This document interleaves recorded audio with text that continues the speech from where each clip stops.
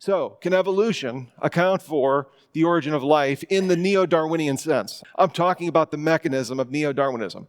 No, not at all, not even in principle, no. Argument over. This cannot account for the origin of life. Says who? Says Richard Dawkins, the man who is more Darwinistic than Darwin in The God Delusion. He says on page 168, the origin of life lies outside the reach of evolution because natural selection cannot proceed without it. Theodosius Dobzhansky, who is a leading evolutionary biologist in the 20th century, he says pre-biology, so before life existed, pre-biological natural selection is a contradiction in terms. With what are you selecting? How are you selecting? What is mutating without genes and the genome? So, no, this is an argument for design that lies outside the purview or the parameters of the Darwinian synthesis. Let's start at the beginning of this question. How long did life have to evolve? How long did it take for life to arise on planet Earth? Well, the Earth's oldest rocks are 3.8 billion years old. The Earth is 4.5 billion years old. But it took about 500 million years for the Earth's crust to solidify, for the oceans to form. And so the oldest rocks we have go to 3.8 billion years old. Around 3.9 billion years ago, the sun is a small star, and this was in an earlier phase of its development. What this means is the sun was spewing incredible amounts of radiation, scorching the Earth. Definitely not propitious for life, to say the least. Also, from 4 billion to 3.8 billion years ago, we were in this period referred to as the Hadean era. This comes from the Greek term Hades, which is the Greek underworld, the fiery, hellish underworld. Well, why do they call this era of geological history the Hadean era? Precisely for this reason. This was a hellish, fiery time. Asteroids were pelting the early Earth. This was not complementary for life at all. And RNA assembly, DNA assembly, RNA is the birth product of DNA, we're going to study this later, but to give you a little heads up, RNA splits off of DNA, and that creates a new protein, which is needed for life. RNA assembly is very temperature bound. I'll put it that way, very temperature bound.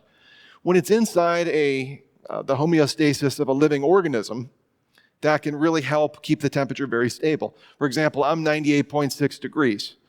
Maybe because I'm moving around and talking and respirating and everything, maybe I'm a little bit more like 99.2 degrees. But RNA assembly is within a very small range. During this period of history, the Earth's temperature was somewhere between 158 to nearly 200 degrees. So this would be making life in your oven. That's what this would be like. To give you a picture here is the big picture of geological history. Hominins, which is what we are on the far right. So the genus Homo goes back to 3-4 million years ago, somewhere in there. And then under Homo, you have Homo heidelbergensis and Homo africanus and Homo erectus and Homo sapiens. That's most of us in this room, right? No one laughed. That was an insult. Never mind, it was a joke. Yeah, that's us. We're on the far right of the geological timeline. If we were just to get rid of most of life, and this is to scale except for this part here, because this part is most of Earth's history, about the first half of Earth's history, goes from the beginning of Earth to the first life, to the Cambrian era would be 500 million years. So you got 4 billion years, and then the Cambrian era to the present. So 4.5 billion years, and then you go 4 billion years, and then you have the Cambrian era, and then it goes right, you got the major phyla that are the major taxonomy of species. And then from those, you have the different genuses, et cetera, species under those. So if you get rid of the Cambrian era and really this proliferation of multicellular life, you're left with the Hadean era and the Archean era, which is the origin of first life and really we're referring to this sliver right here, in between the Hadean and the Archean era. So to zoom in, when we look at this, what we're seeing is that during this sliver of history, which was the Hadean era, you had a sun-scorched earth spewing ionizing radiation all over the earth. You had asteroid bombardment, and you had greenhouse gases like methane that made the earth incredibly hot. So this period of history, scientists agree, there couldn't have been life on planet Earth. It was just too hellish during this time. But when did life arise? This is where it gets really interesting. The earliest fossilized life dates to 3.55 billion years ago. So we have life in rocks fossilized to 3.5 billion years ago. But we've got geological markers in rocks, basically the residue of life, graphite in rocks, that would imply photosynthesis in microbes. So we don't have the microbes proper, but we have what for all intents and purposes we can see, this is the after effects of life itself. In other words, life is dated back to 3.8 billion years ago, which would give the time span for life on Earth to arise a narrow window of 50 million years. Now, immediately when I say that, people say, oh, a narrow window of 50 million years. Geologically speaking, chemically speaking, scientifically speaking, this is an instant of time. Some of you are old enough to remember the cosmos. Not the cosmos is the universe, not that old, but the cosmos is in a Carl Sagan series. It was recently redone by Neil deGrasse Tyson. Well, Carl Sagan used to teach that life evolved over billions and billions of years. And if you had billions and billions of years, eventually you would have enough collisions and parts and catalytic properties and enzymes and proteins would assemble and organization that eventually you would get life in some kind of a primordial soup. There was this experiment in 1953, the Miller-Urey experiment, where they found that they could create amino acids in a lab. If you just put in certain ammonia and methane, that sort of thing. If you got the amino acids and you got enough time and you got primordial soup, Sagan said over time, you got enough time to make life. Here's where we're just starting. We're getting ahead of ourselves, but here's where we're starting. Life began to exist on planet Earth about as soon as it could have. It dates back as soon as it could have. So Stephen Jay Gould, the late biologist and paleontologist out of Harvard, he said we are left with very little time between the development of suitable conditions for life on the Earth's surface and the origin of life itself. Instead, life, for all its intricacy, probably arose rapidly about as soon as it could. Niles Eldredge, he's an American biologist. He is the curator at the Department of Invertebrates at the American Museum of Natural History, so he's a big dummy. He has this to say. He says, in the very oldest rocks that stand a chance of showing life, we find those signs, those vestiges of life. Life is intrinsic to the earth. This is coming from his book, The Triumph of Evolution and the Failure of Creationism. So I'm not citing somebody who's a believer in God or on our side of the metaphysical fence here. This guy is saying, right when life could arise on earth, it did. Now, that being the case, what's so special about life? You're saying this is some kind of an argument from design? Yeah, I mean, life is kind of special when you think about it. In the 1830s, Schleiden and Schwann, two good Italian names there, Schleiden and Schwann, discovered life was comprised of these little sacs of protoplasm, which they called cells. And in the 1830s, they looked at these and they said, well, we can sketch this out. You know, there's a cell wall, a nucleus inside of the cell, and all this other stuff. We don't know what to call it. Jelly? Well, that doesn't sound very scientific. Let's call it protoplasm. So some kind of a jelly sac, and these little simple cells eventually created more complex components in the bodies of animals and plants, and amoebas, single-celled organisms, and so forth. And you went from very simple, non-complex, up to very highly complex, like humans, like us. or like a deer or a cow or a manatee. They're very, very, very complex. But a cell is very simple, and you're working up to something more complex. Indeed, it fits with the Darwinian paradigm, that people believe that you go from something simple to something more complex. Things that are simple like proteins. So what is a protein? Well, these are amino acids that are strung together in these chains, and there's 20 different types of amino acids. So think about that. 20 different types of amino acids. And you string these together into chains, and you can create 30,000 different types of proteins that go into a cell. These amino acids create proteins how? Well, two ways. It's kind of simple. It's basically they just need to fold into certain functions. Like if the amino acids fold in a certain way, that will create a certain protein. Easy, right? And they need to be arranged in a line in a very specific order. And if you get them in the right order, then they fold and they can create a certain protein. So that's pretty simple. So proteins make up cells. That's easy. All right. Then there's DNA. Deoxyribonucleic acid gives the, not to be confused with RNA, ribonucleic acid.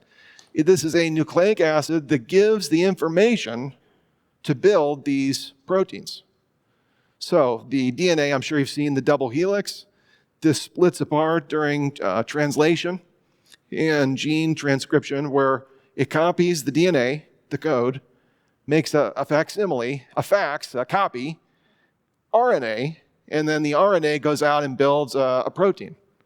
Goes into this thing, it's a protein, it's called a ribosome. It's basically just builds the DNA. It's pretty simple.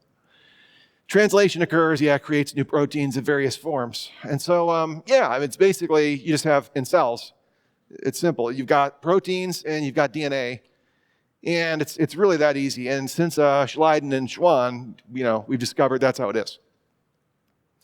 Now, what I just gave you there is what I heard as a student growing up year after year. We basically, well, how do we have cells, living cells? Well, they're just proteins and DNA. Like it was that simple. When we look inside the cell, what we find is a veritable city. A city. You need a cell membrane made out of lipids. If you don't have a membrane, that's like being in medieval war and you don't have a castle with a wall and a moat. You just let the barbarians come straight through and maraud and kill and burn everything to the ground. I mean, all of the stuff in the cell will just be free floating into nature. So you need a cell membrane. But the thing is about the membrane, the perimeter of the city, it needs to be porous. You need to have a membrane that's not just static or sealed. It needs to be able to open up certain locks and let things out, and open up different locks to let things in.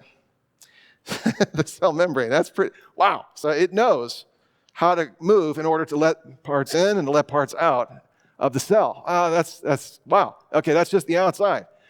Then you've got the mitochondria. These would be like the electrical power plants of the city. A mitochondria, and you can see it right there. Basically, it works with sugars and glucose, and it creates ATP, which produces energy. A totally highly complex system right there. That one organelle out of the 17 other organelles in the cell. Just the power plant, unbelievable in the cell. What else do we have here? We've got the nucleus. Again, another membrane that's porous. If it was sealed, the DNA wouldn't get out or get in, or you wouldn't have the RNA. To speak more clearly, the messenger RNA getting out of the nucleus, it would never get out. It'd be sealed inside. Or proteins, they wouldn't be able to get out with ribosome production and so forth.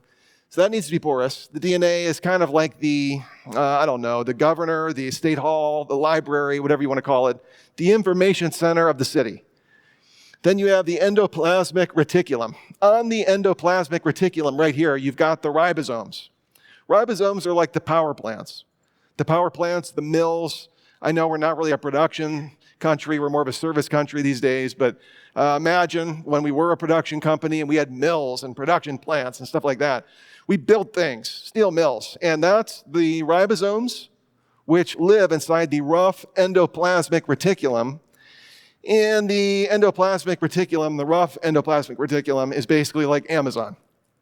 Once these proteins are created by the ribosomes, they move them and ship them around on the endoplasmic reticulum. It's absolutely incredible. That one organelle right there, That is absolutely incredible. To have a highway system in the middle of your city. Then you've got the Golgi apparatus. This is basically like FedEx.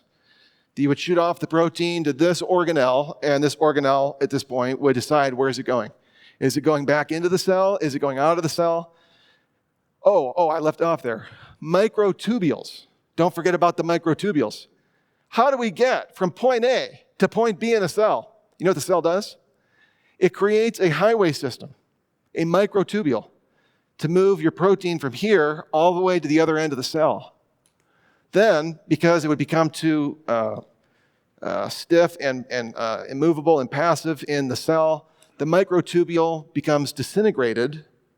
And then if that protein needs to move again, it disintegrates, falls apart, and then rebuilds an entire new highway system in the cell. Think about that when you're going home tonight. You're driving on 71. As you're driving, there's tar, asphalt, sod, whatever else is underneath there, and you're driving, and then you're like, I want to go to Pataskala, and that whole thing, disintegrates, and then a whole new one is built, driving you anywhere you want to go in the cell. You've got microtubules. Oh, don't forget about the microtubules. Lysosomes, you've got vacuoles. Okay, there's 17 of these organelles in the cell. Let's just look at the ribosome. Let's zoom in here on the ribosome. What we see here is we've got tRNA. tRNA. T stands for transfer RNA. So basically, these go around the cell. They pick up amino acids, and they bring it to the, the light is pretty dark there. They bring it to the small subunit in the ribosome. They basically grab an amino acid, drop it off at the small subunit. Then we've got the small subunit, which basically pulls through the messenger RNA, which was pulled apart from the DNA, copied. It pulls it through, and this lines up amino acids with the right parts of the codon, creating codons, the right parts of the message of the messenger RNA, and it feeds it right through the machine. Then you've got the large subunit, which is basically on top of the ribosome, this machine. It removes each amino acid and starts to plug it, click, click, click, into a chain of amino acids that starts to go up out of the mechanism itself. And then this eventually gets cut off. There's an end codon that says we're done, and then that thing gets shut off into the cytoplasm in the cell, and it folds into the correct protein that it needs to be. So, RNA, of course, highly specified. Without this being a perfect message, those amino acids wouldn't be able to line up just right. So, check out this video here. This is obviously an animation of gene transcription. But what we're seeing here is these genes being created. If we were to zoom in here, we're seeing the ribosome machine, that's the blue and purple part, bring in the M or messenger RNA, and those green things are bringing the tRNA, are bringing the amino acids one by one. I slowed it down here just so you can actually get a look at what we're seeing. Once the tRNA brings the amino acid, it shoots out amino acid strings into proteins. Here's what's crazy. This is all happening at the actual speed. That's how quickly the transcription is occurring. Firing through this ribosome at lightning speed. You're like, that's not that fast. That's the actual speed right there, from DNA to RNA. There's looking through the cell. There's the actual ribosome itself. Then we got DNA. We didn't even look at that yet. Oh, we got problems here. DNA gives us all of the information to create all of these organelles. The vacuoles, the lysosomes, the ribosomes, the cell membrane. All of this comes from DNA. Oh, that's so simple. We got DNA. From where did you get the DNA? We just got information? Yeah, information without an informer. All right, Richard Dawkins. Again, not friendly to theism. He says there is enough storage capacity in the DNA of a single lily seed or a single salamander sperm. After many years, I don't know why he picked salamander sperm, but he went there, to store the Encyclopedia Britannica 60 times over. I know some of us don't know what that is. There used to be these things called books. And encyclopedias were basically a whole shelf of books, and they would take you from A to Z, kind of like a dictionary, but you don't know what that is either. but like a dictionary only just for everything in the world. Like if you want to look up Alexander the Great or Pompeii or Albert Einstein, you pulled out the encyclopedia. Then we had discs called Encarta. That was like the real thing. Oh, it's all on one disc. It's amazing. Anyways, that's not the point. Encyclopedia Britannica, that would be a whole shelf, 60 times of an Encyclopedia Britannica is what he's saying here. Amoebas have as much information in their DNA as 1,000 Encyclopedia Britannicas. Amoebas. Very, very simple cells. 1,000 Encyclopedia Britannicas worth of information. DNA is ubiquitous throughout all life. It's universal to all life. Every bit of life on Earth has DNA. Check this out. Study out of Harvard. 1 gram of DNA can store 700 terabytes of data. That's 14,050 gigabyte Blu-ray discs. So imagine walking into a library and some guy's like, I'm a movie buff. And you're like, me too. Oh, and you see 14,000 Blu-rays. They're all filled with data, all filled with information, movies. To store the same kind of data on hard drives, you'd need 233 3-terabyte drives weighing a total of 150 kilos. Metric system, that's something like 350 pounds, something like that. I don't know. Like basically a real 2 people's worth of data. That's what they're saying here in a terabyte drive. That's how exquisitely elegant DNA is. The system of these different bases, adenine, guanine, cytosine, thymine, or RNA. They switched the thymine for uracil, right? So these different letters are put in a certain organization, and consequently you have information. It's like a typewriter. You're like, no, it's not actually information though. Like it's not actually like spelling or syntax or sentences. Yes, it is. It is some of the most profound information we've ever encountered. Here's Dawkins. This is from 1995. None of this is new. He says the machine code in the genes is uncannily computer-like. The code. You know what we use the word code for? Passcode, computer code. You can't just go up to a passcode and punch in whatever you want into the passcode. It's got to be the person's birthday or the person's anniversary or whatever, favorite number. You can't just go up and put in any other code. He says it's uncannily computer-like. Paul Davies, agnostic, called the cell as a supercomputer. Bill Gates, founder of Microsoft, there's a guy who would know about computer code. Says DNA is like a computer program. Leroy Hood, biotech specialist, called DNA a, quote, digital code. The use of the I word when it comes to the origin of life is all across the literature. To what word am I speaking? Information. What is DNA? It's not like information. It is information. That's what's being described here. So. We've studied how long did it take for the origin of life to kick off on Earth? Very fast. As soon as the Earth was habitable for simple-celled, self-replicating organisms, they were there. Then we looked at the cell and we see 17 organelles. Now, if you get a prokaryote, no nucleus, you're going to have less. A eukaryote, you're going to have more. Whatever. Even if we're looking at a prokaryote, something simpler than a eukaryote, we still have unfathomable specificity and improbability here. What kind of problems are we facing? The first and foremost, and if there's anything you can remember from tonight, it'd be this. Specified complexity. Specified complexity of DNA. Specified means that it matches an independent pattern. And complexity means that it's incredibly improbable or unlikely. We're not merely saying that DNA is improbable, though we are saying that. We're saying that it's also orderly or specified. If I was to roll some dice, better yet, if I was to sit down at a piano and I played these notes, you ready? Those of you with perfect pitch or any kind of sense of music are going to cringe. Ready? Dong, dong, dong, ding, dong, ding, dong, dong, ding, dong, dong. Each one of those notes I played at the keyboard was very, very complex. Very improbable that I would hit a B flat, and then a C, and then a D sharp, and then it's very improbable I would select those particular. In fact, could you repeat back the tune I just made? No, very improbable for you to even copy that terrible tune I just sang to you, right? That's very, very improbable. Specification means that it's not just improbable, but it's fitting an independent pattern. What if I sat down at the piano and I played the Moonlight Sonata by Beethoven? That's not just improbable, that's fitting an independent pattern. You with me?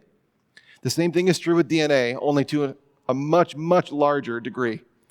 So we can read, of course, from Leslie Orgel in his day before he passed away. Dr. Orgel was the leading scientist in origin of life studies. He has this to say: living organisms are distinguished by their specified complexity.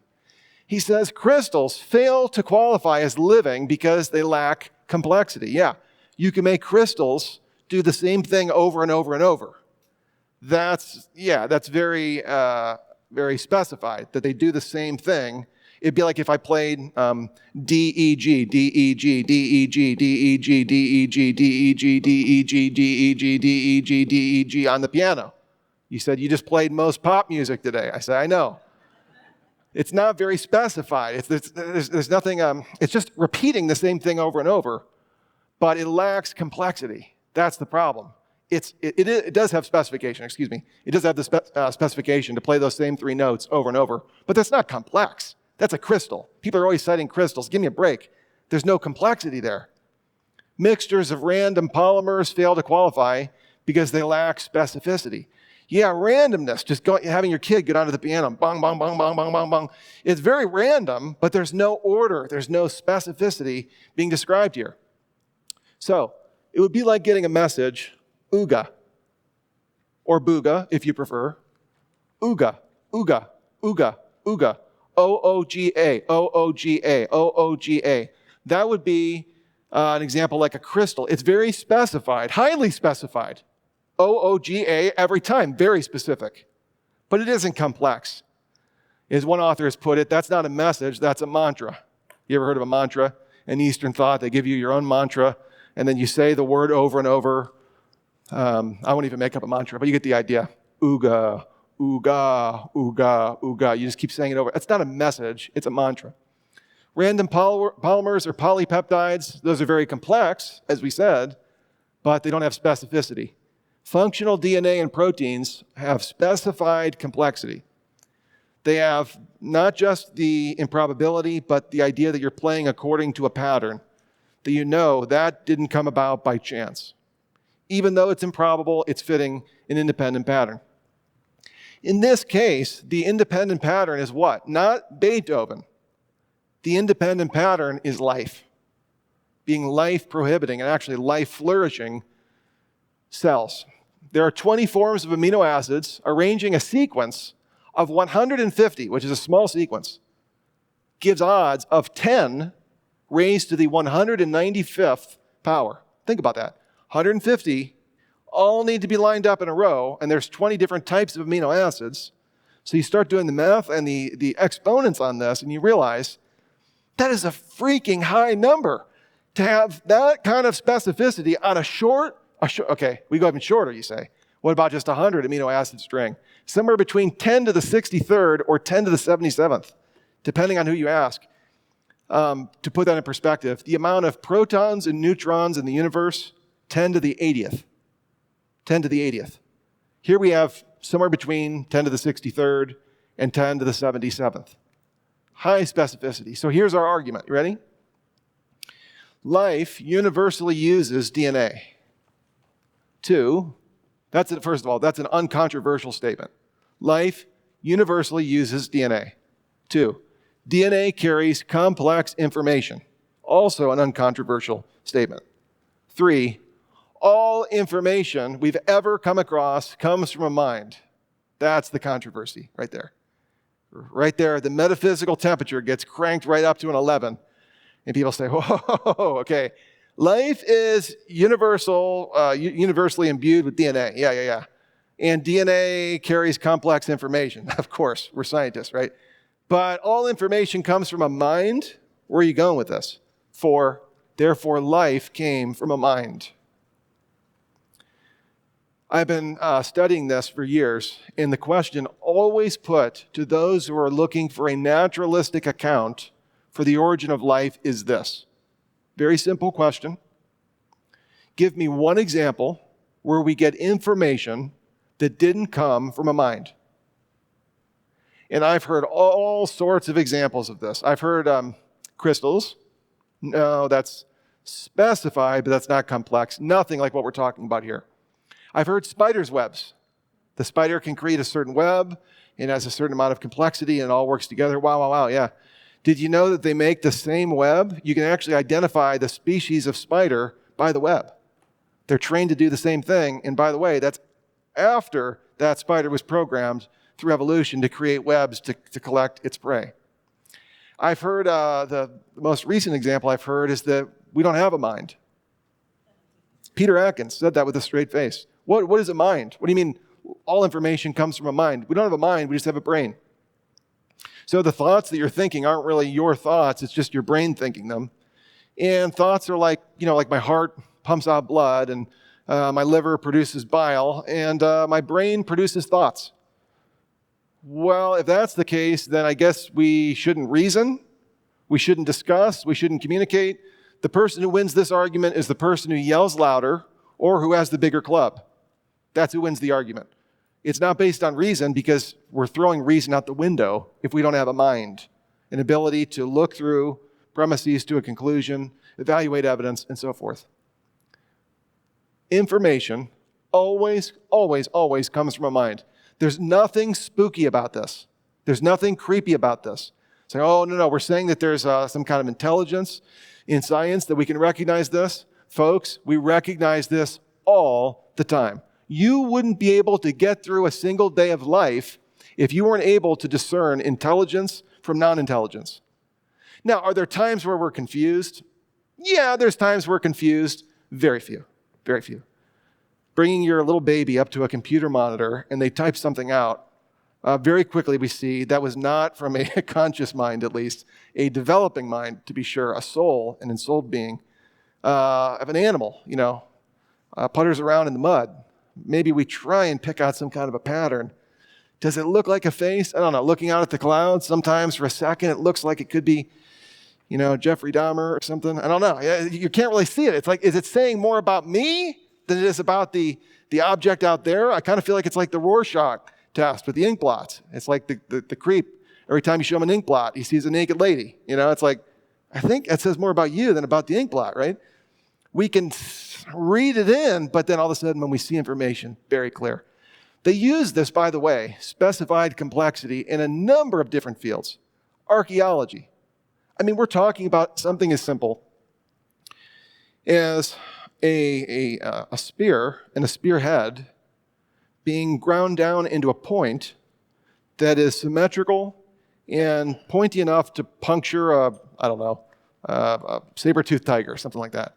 Why is that spearhead from intelligence, whereas other stones aren't from intelligence? That's just from natural processes, and it's just from seeing the sandstone being smoothed from water, stuff like that, smoothed out. But yet we come across an artifact, and archaeologists can say, no, that's specified and complex.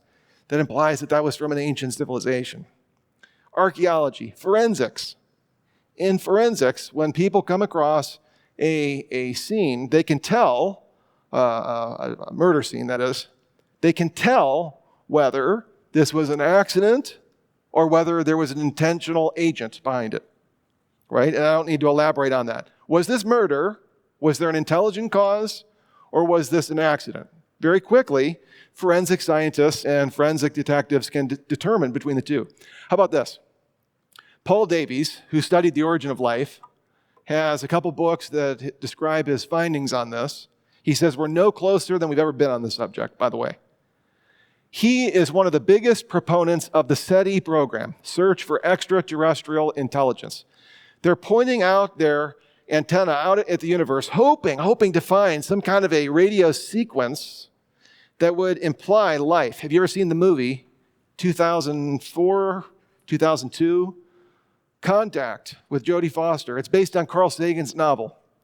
In the movie, Jodie Foster is an atheist and she's a scientist, and she's in the SETI research project, and I think it's the alien race gives the first 50 prime numbers. And Jodie Foster is listening to that and goes, oh my God, the first 50 prime numbers, that is not an accident. That is specified complexity. An alien race is trying to communicate with us. That's the whole basis for SETI, is they're trying to hear, is that random noise or is that a message that needs to be decoded? We use this all the time. Friends of mine, we used to have alphabets on my refrigerator. They used to think it was funny to insult me with the alphabet letters on my fridge. They thought it was very funny every week. They would call me new, very complicated, creative names on my refrigerator. And every time I knew the difference between my dog biting on some of the magnets, the wind coming through the door, gravity pulling down on the magnets on the fridge, or the force of the fridge closing and the magnets drooping, and an intelligent cause trying to insult me and hurt my feelings. Right? Natural processes, gravity, slamming the door, wind, even an animal without intelligence to a large degree, versus a human agent. There's nothing spooky about this. We recognize this all the time. And if you can recognize alphabetical letters on your fridge and say that has specified complexity, that is a language, how much more can we identify the exquisite, elegant, specified information in the cell? But we're not done. We got the enzyme and DNA problem. Proteins make DNA, but DNA makes proteins. That's what we call the chicken and the egg problem where I grew up. Or if you're cultured, the MC Escher thing where they have the hands drawing each other. The whole reason we are really interested in that piece of art is because it can't happen.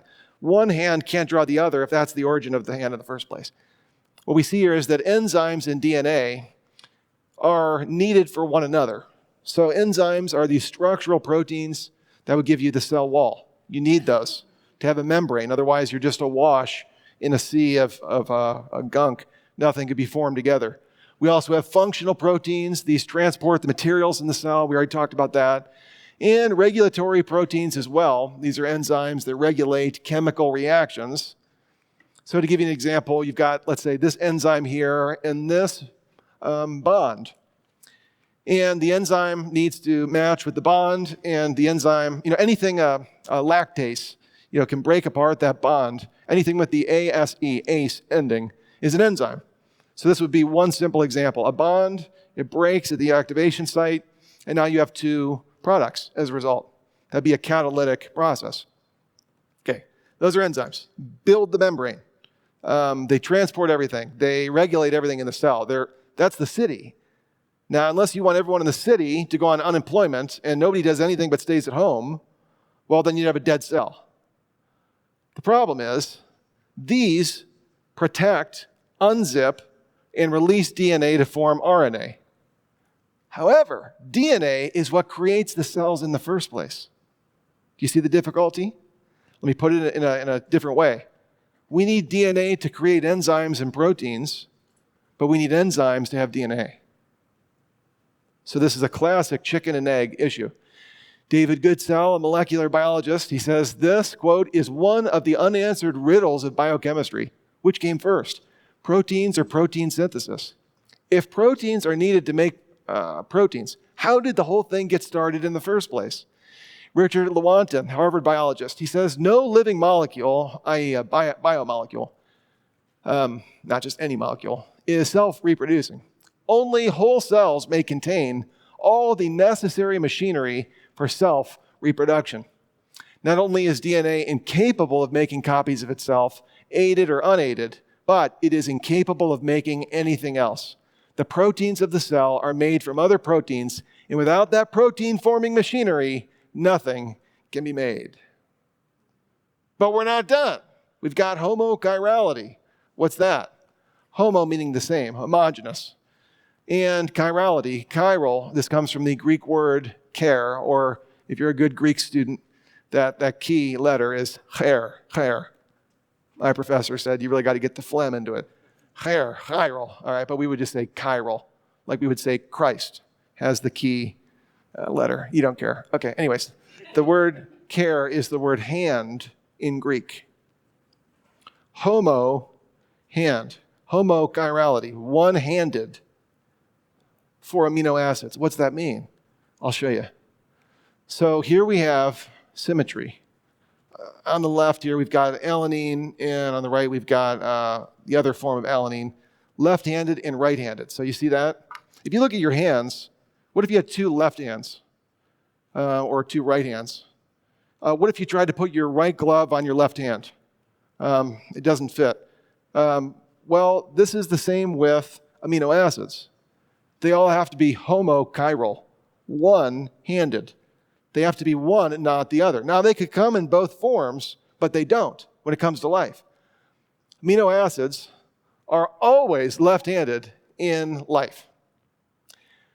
Now, how many are there? There's 20. I added a couple in there that aren't included, but we're looking on the order of 20 amino acids here. However, on the other hand, life always uses right-handed sugars. So we've got homochirality with the amino acids. They've all got to be left-handed in life. We've got homochirality in the sugars. They've always got to be right-handed in life. But in nature, these are racemic. What is racemic? They're mixed. So in other words, to have a string of 100 amino acids, all left-handed. One right-handed doesn't work. They all have to be pointed the same way. Left-handed amino acids, that's a coin flip. 50-50 for the first, 50-50 for the second, 50-50 for the third, to the 100th degree. So you can see the exponents here are just piling up like crazy. Non-theists, do they find this evidence for design persuasive? I'm not saying for God, but for design, that something created this. Yes, they do. They find this very persuasive, very hard to get around this. I'll give you one example here. This is a graduate textbook by Dr. Dean Kenyon titled Biochemical Predestination. Now, this guy taught out on the West Coast, San Francisco, head of his field, writing graduate textbooks. In this textbook, he believed that basically these amino acids just had to form together, that there were certain chemical bonds, almost like magnetism. You know what I mean? They have to go together. And yet one of his students pointed out, wait a minute, hold on a second, professor, wait a minute. There's no reason that these are biochemically determined. What is the mechanism? What is the force? What is the attraction that would bring the amino acids together to build these complex systems? And all of a sudden he realized his theory was kaput. And Dean Kenyon had to drop his book. He ended up becoming a believer in Christ because of this very evidence that we're looking at here. So too, Antony Flew, we talked about him. The world's most notorious atheist becomes a believer in God. People say, again, a deist. I don't believe that. Here's why. Because he said here on page 93, the only satisfactory explanation for the origin of such end-directed telos, right, design, end-directed self-replicating life as we see on earth is an infinitely intelligent mind. Thomas Nagel, I don't know if you can see that there. This is from his book, Mind and Cosmos, Why the Materialistic Neo-Darwinian Conception of Nature is Almost Certainly False. This is from a leading philosopher, I believe at NYU. Here's what he has to say. He says, the more details we learn about the chemical basis of life and the intricacy of the genetic code, the more unbelievable the standard historical account of the neo-Darwinian evolution perspective becomes. It is prima facie, prima facie meaning when we investigate this, when we look into it, highly implausible that life as we know it is the result of a sequence of physical accidents together with the mechanism of natural selection. I realize that such doubts will strike many people as outrageous, but that is because almost everyone in our secular culture has been browbeaten into regarding the reductive research program as sacrosanct, sacred, on the ground that anything else would not be science. Here's Nagel. This is an atheistic philosopher here, right? He says, I believe the defenders of intelligent design, and he cites them, Meyer, Behe, deserve our gratitude for challenging a scientific worldview that owes some of the passion displayed by its adherents precisely to the fact that it is thought to liberate us from religion. How did people respond to Nagel's book? Not well. Not well. I mean, he's basically pulling back the curtain on the naturalistic methodology, and it's showing that it's the Wizard of Oz is just a guy back there pulling the levers. And here's the way that they captured him in one of the magazines. Okay, the longer I looked at this magazine cover, the more irony I saw in it. You say, okay, that's funny. Like, he's going against naturalism as an atheist, so they're calling him a heretic. So it used to be the church, quote unquote, kicking out people like Galileo Galilei as a heretic. Now it's atheists kicking out Tom Nagel, saying you're the heretic. How about that? How about this? Can we just agree on this? It could be a natural cause. It could be a supernatural cause. It could be a cause that doesn't have any end in mind, no telos, no teleology. Or it could be a cause that is mindful, that is intelligent. Why don't we leave it open and follow the evidence where it leads? Well, because that's not science. That's not what science is. Okay, but you're excluding the possible, and in this case, probable explanation, not evidentially, but definitionally. That's what you've done. Well, how do we communicate this in a clear and concise way? Like I keep repeating throughout this course, we don't have an hour or however long to explain the nucleotides and the bases and the so on and so forth. Learn a couple analogies to explain the problem. Learn a couple analogies to explain the problem of the origin of life. So for proteins and DNA, so you realize, in a cell, we need proteins to protect, to unzip, to guard, to move the information in DNA, but we need DNA to explain and to form proteins. Again, I don't want to give an old trope, but it'd be like a tornado going through a junkyard and out pops a Boeing 747. You need information to create that. We've got the same amount of energy. We've got all the resources that we need. No, they need to be formed into a certain way. Homochirality, all of the amino acids need to be left-handed. And so every amino acid, doing the exponents on that is just absolutely incredible. That would be like flipping a quarter 100 times in a row, and you get heads every single time. At a certain point, you'd be looking at the other side of the quarter, see if they're both heads. Or specified complexity, an improbable message that fits an independent pattern. It isn't just that this is information. It's information that has a result on the physical world. So let me think about it like this with you. You got a bomb. What was that old stupid movie that I really like? Speed with Keanu Reeves. And you got to disable this bomb. It's going to go off in 5 minutes. So you've got this over here in the real world, and then you've got your bomb diffusing manual over here. If this information on the right isn't correct, you die, right? So the sentences I'm reading, it's not just that they're legible and have syntax and grammar. It's that they're relating to something outside of themselves in the real world, in this case, in a bomb. If I don't cut the wire at the right place at the right time, if I don't diffuse it perfectly in the right order, in the right sequence, I die. The same thing is true here when it comes to the cell and the specified complexity within it. Memorize a couple figures of the improbability. Saying 100 amino acid strand is improbable on the order of 10 to the 63rd power. That's conservatively. I think you could memorize that just to explain it very simply. To get just a shortened strand, 10 to the 63rd power. Or share how you personally wrestled through this issue. For me, I could share, okay, so I heard this evidence. I remember sitting in a class, 10th grade. We were studying the different organelles, the cell membrane, the DNA. And my school teacher, he was explaining all this. And I said, wait a minute, how do we get this in where was the first cell from? And he turned to me and he goes, scientists have no idea on that, no idea. I said, well, what is it that you think? He goes, it's easy, I'm a Christian. I don't think this was just left up to chance. I think God did it. God started life. That's my view. Well, I was not a believer in God at the time, so I was like, okay, what's the real answer, right? Then I started to study, and you can actually walk people through this. So it isn't confrontational. It isn't that it's me versus you. It's you're walking through the story with them together. I think that's a very good approach.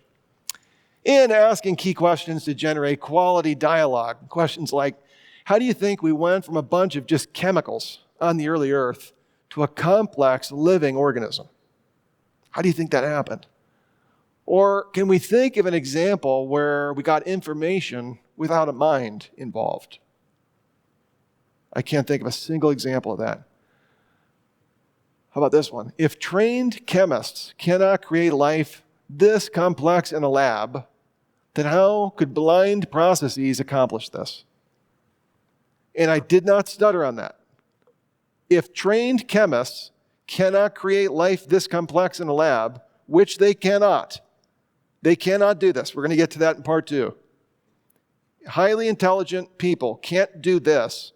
We're saying it arose from a primordial soup through the sloshing of water or deep sea hydrothermal vents. That's what created the first life. How could that be possible?